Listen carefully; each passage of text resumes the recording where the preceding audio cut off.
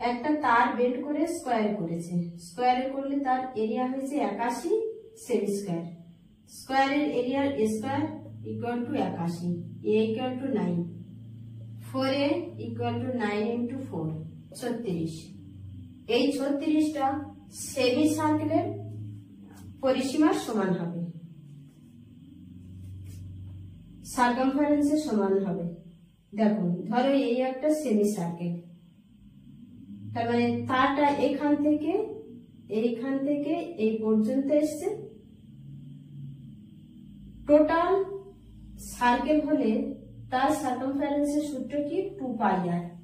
তাহলে অর্ধ পরিসীমা মানে শুধু পাই আর হবে, প্লাস এটা ডায়ামিটার, এটা R 2 R, pi R plus 2 R equal to 36।